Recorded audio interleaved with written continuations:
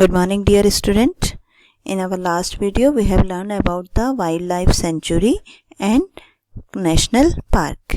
We are doing our chapter number 7, conservation of plant and animal, जिसमें हम wild life sanctuary and national park में किस तरीके से हम वाइल्ड लाइफ को प्रोटेक्ट करते हैं वो बता रहे हैं. ठीक है, तो इसी में आगे हम नेक्स्ट टॉपिक पढ़ते हैं जिसको हम कहते हैं प्रोजेक्ट टाइगर. प्रोजेक्ट टाइगर जो है इट वाज लॉन्च ऑन 1 अप्रैल 73. जब ऑल ओवर इंडिया में जो टाइगर हैं उनकी काउंटिंग की गई डिफरेंट फॉरेस्ट में, तो जब उनकी काउंटिंग की तो उन काउंटिंग से हमें पता लगा कि पहले जो टाइगर थे बंगाल टाइगर्स वो बहुत ज़्यादा थे, बट धीरे धीरे क्या हो गया, ड्यू टू हंटिंग और इन सारी चीज़ों की वजह से उनके नंबर्स जो हैं वो बहुत कम हो गए, तो उनकी पॉपुलेशन धीरे धीरे डिक्रीज होती चली गई. इसीलिए ऐसा ना हो कि टाइगर जो है वो अपने ही हैबिटेट में एक्सटिंक्ट ना हो जाए, ख़त्म ना हो जाए. कि हम जैसे हम अभी कहते हैं कि कभी पहले डायनासोर हुआ करते थे, तो कभी ऐसी ना कंडीशन आए कि हमें ये कहना पड़े कि कभी टाइगर हुआ करते थे. तो टाइगर को उनके ही हैबिटेट में प्रोटेक्ट करने के लिए, उनको प्रिजर्व करने के लिए एक प्रोजेक्ट लॉन्च किया गया, एक रूल नियम लॉन्च किया गया जिसको हम कहते हैं प्रोजेक्ट टाइगर.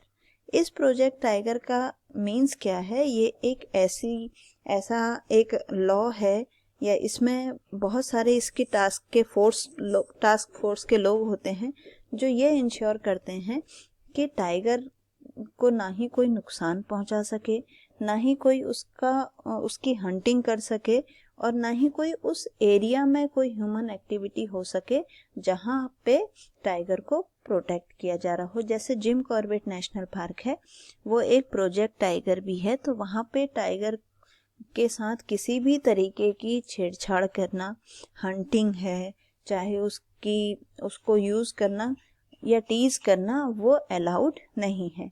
अगर कोई ऐसा करता है तो उसके अगेंस्ट भी स्ट्रिक्ट एक्शन लिया जाता है. ठीक है, तो नेक्स्ट हमारा है रेड डाटा बुक.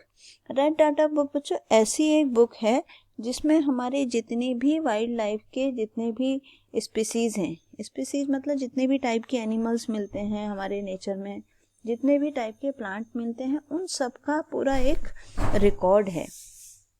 और उस रिकॉर्ड को हम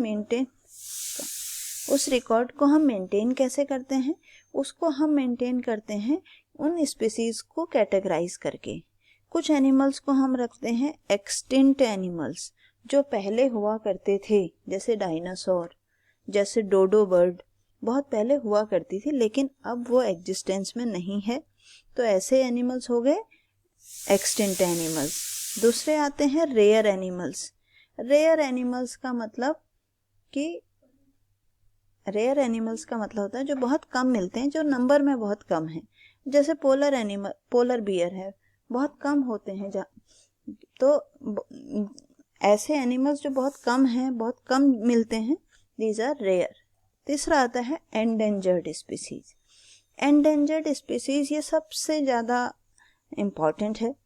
मीन्स कि ऐसी स्पीसीज जो अभी तो है, एग्जिस्ट कर रही है, लेकिन उनका नंबर धीरे धीरे कम होता चला जा रहा है. अगर ऐसे ही कम होता चला गया तो वो धीरे धीरे एक्सटिंक्ट हो जाएंगे.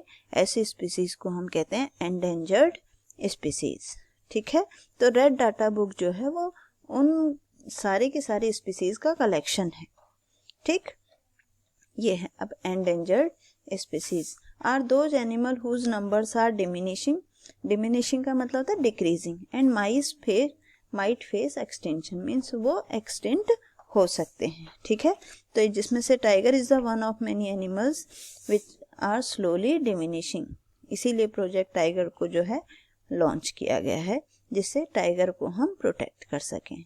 Dinosaur have already extinct. Dinosaur जो है आपको पता ही है वो एक्सटिंक्ट हो चुके हैं, पहले थे, but due to some circumstances, चाहे वो नेचुरल हों, चाहे उनके बारे में कहा जाता है कि वो एक दूसरे को मार के खा गए, जो भी नेचुरल जो डिजास्टर हुई उनसे अगर बच पाते तो वो एक्सटिंक्ट नहीं होते. ठीक है। तो red data book keeps the record of all endangered plant and animals, ठीक है। नेक्स्ट आपका आता है इकोसिस्टम। इकोसिस्टम में सारी चीज़ें आती हैं, प्लांट भी, एनिमल भी, माइक्रो ऑर्गेनिज्म भी, और इसके साथ साथ आते हैं वाटर, क्लाइमेट, सॉइल, रिवर, ये सारी चीज़ें भी उसके साथ साथ आती हैं। अभी इससे पहले मैंने आपको बायोस्फीयर रिजर्व बताया था, ठीक है। बायोस्फीयर रिजर्व में हमने कहा कि वहाँ के जितने इस पर्टिकुलर एरिया में रहने वाले जितने भी प्लांट और एनिमल्स हैं उनको वहाँ पे प्रोटेक्ट किया जाता है, उसको हम कहते हैं बायोस्फीयर रिजर्व। यहाँ पे दूसरा एक टर्म हम यूज़ कर रहे हैं जिसको हम कह रहे हैं इकोसिस्टम। तो इकोसिस्टम क्या है? इकोसिस्टम में दोनों चीज़ें आती हैं, लिविंग भी और नॉन लिविंग भी। मीन्स लिविंग में वहाँ प्लांट और एनिमल भी होते हैं और साथ साथ में वहाँ की सॉइल कैसी है, वहाँ का वाटर कैसा है, वहाँ का क्लाइमेट कैसा है, ये सारी चीज़ें भी उसमें इंक्लूड होती हैं, ठीक है। तो इसको हम कहते हैं बायोटिक और अबायोटिक कंपोनेंट। बायोटिक मतलब लिविंग, अबायोटिक मतलब जो नॉन लिविंग है, ठीक है। फिर इसके बाद नेक्स्ट हमारा आता है माइग्रेशन। माइग्रेशन का मीन्स कि कई बार आपने देखा होगा कि आपके घर के आसपास कोई नदी है, कोई तालाब है, तो गर्मी के टाइम में वहाँ बहुत सारे पक्षी जो हैं वो उड़ के आते हैं, वो माइग्रेट होके आते हैं। कुछ एनिमल्स अपनी जगह को छोड़ करके सर्दी या गर्मी या बारिश की वजह से एक जगह से छोड़ करके दूसरी जगह आ जाते हैं, उसी को कहा जाता है माइग्रेशन। और कुछ बर्ड, ये जैसे साइबेरियन क्रेन इसमें दिखा रखी है आपको, ये जो साइबेरियन क्रेन है ये रसिया से सर्दियों में उड़ करके इंडिया तक आती हैं, लाखों किलोमीटर की डिस्टेंस ट्रेवल करके माइग्रेट करती हैं ताकि अपने सर्वाइवल के लिए, अपनी ब्रीडिंग के लिए, ठीक है। तो इसको हम कहते हैं माइग्रेशन। एंड द नेक्स्ट आपका आता है रिसाइकलिंग ऑफ पेपर। आप बच्चों सब बच्चे जानते हैं कि जो पेपर है वो किससे बनता है, वो ट्रीज से बनता है। और लगभग 17 full grown trees are required to produce 1 ton of paper. अगर 1 टन पेपर बनाना हो तो उसके लिए पूरे के पूरे 17 ट्रीज की जरूरत पड़ती है, और हम इतने सारे पेपर वेस्ट करते हैं तो सोचो कितने ट्रीज का लॉस होता है। तो इसलिए पेपर के लॉस को कम करने के लिए, ट्रीज को बचाने के लिए हमें पेपर को क्या करना चाहिए, रिसाइकिल करना चाहिए, ठीक है। जिससे कि हमारी एनर्जी भी सेव होगी, पेपर भी सेव होगा और साथ के साथ ट्रीज भी सेव होंगी, ठीक है। तो ये सारे काम हमें, इसीलिए आपको कहते हैं कि कम से कम आप पेज यूज़ करो, बेकार में पेज फाड़ो नहीं, बेकार खाली पेज मत छोड़ो, जितना है मैक्सिमम उसमें आप काम करते रहें जिससे कि ट्रीज को भी बचाया जा सके। And the last topic of this chapter is reforestation. Re means होता है दोबारा, ठीक है। रीफॉरेस्टेशन मीन्स दोबारा से फॉरेस्ट को बनाना। तो कैसे बना सकते हैं? Bye planting more trees. जितने ज़्यादा प्लांट आप लगाएंगे उससे ज़्यादा फॉरेस्ट डेवलप होगा, और जो हमारी जो अर्थ है जो डैमेज हो रही है इसकी वजह से, डिफॉरेस्टेशन की वजह से, वो दोबारा से रीगेन हो जाएगी। तो इसलिए हमें ज़्यादा से ज़्यादा प्लांटेशन करना चाहिए, ठीक है। तो ये हमारा यहाँ पे टॉपिक ख़त्म हो गया है, चैप्टर पूरा ख़त्म हो गया है।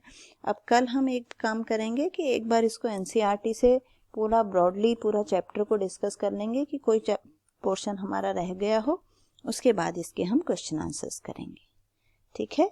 इसको आप नोट्स बनाओ, अपनी कॉपी में लिखो, फिर हम कल इसको एनसीईआरटी से पढ़ेंगे। Thank you.